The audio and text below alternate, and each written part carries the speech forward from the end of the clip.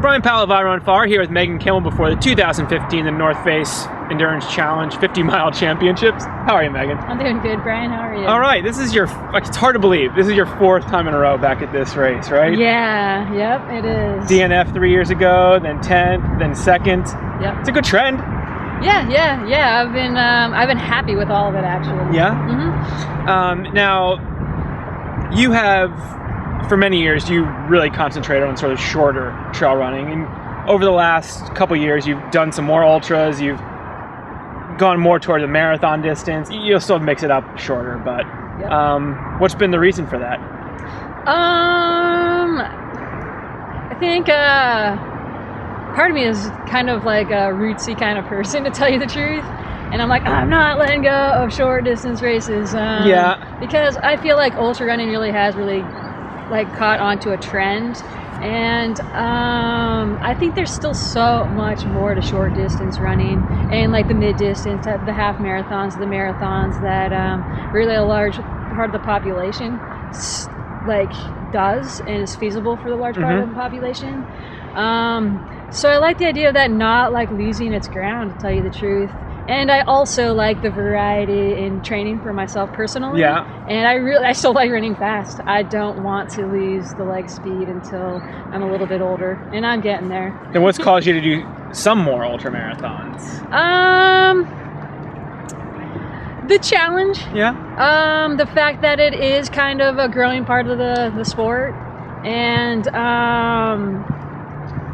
and just the learning experience at this point, so that I can do more in the future. Now, what have you learned? Because obviously you've shown improvement each year. The first year you had a calf injury. That's, sort of an aberration. But what have you learned doing these ultras? What have you improved on? Yeah, that's a good question. Shoot. I think for me, a big part of it is the mental game.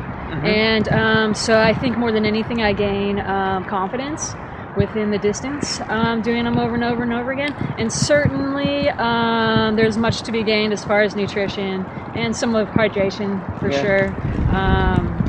Speaking of your breadth of distances, you've raced a heck of a lot this year. Yeah. How are you feeling? I'm pretty worn out and pretty out of it for this race, to tell you the truth. I kind of checked out in mid-October after my last Sky race, and was able to hold on with the training I had for the marathon at the beginning of November. And then winter came pretty early to the San Juans, and training became a little bit more difficult when all the single track was snow covered and icy. So at this point, I'm over the fact that I'm over the season, and I'm just here to explore like how my body's really going to react to this distance. Yeah, I mean, it was only a month ago. You were in pretty good fitness at Moab Trail Marathon still. I mean, even if you've been tired late in your season, you've had some really good results, like the 25K at the Rut. You seem to run pretty well. Yeah. So maybe not physically burnt out, but mentally perhaps? Yeah, and more than anything, more than both of those, is I was just traveling a lot. Yeah. And that's what took it out of me, I feel like, more than anything else this past season. And so I have had a month, 6 weeks back home, so that's been good, but maybe it's been a little too good. Yeah? Yeah. Kind of comfortable with the not training so much? Yeah. I mean, other house projects and stuff like that. Yeah, now you have, with all those races you did over the summer, you had some really good results. Are there any ones that stand out to you? Any that you just nailed, do you think? I feel like I nailed the Rut, actually. Like, most people know about the Dolomites, and I was very surprised, actually, with that finish. But that was certainly probably the one to celebrate the most. But the Rut, I wanted to go, and I wanted to win that race, and I did. So that's the one I probably thought about the most, had the most intention about, and came out on top for. So that was the best. Congratulations on that, and good luck this weekend. Yeah, thanks so much. And a bonus question for you, Megan. What do you think about saying it's not raining yet before going to an interview? I asked for it.